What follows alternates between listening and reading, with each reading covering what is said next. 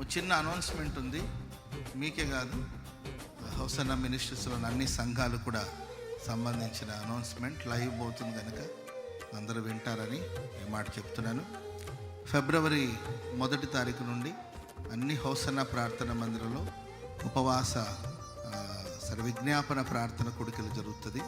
సాయంకాలం ఫిబ్రవరి 1 తారీఖు నుండి సాయంకాలం 7 నుండి 8 గంటల 30 నిమిషాల వరకు అన్ని హోసన్నా ప్రార్థన మందిరంలో విజ్ఞాపన ప్రార్థన జరుగుతుంది.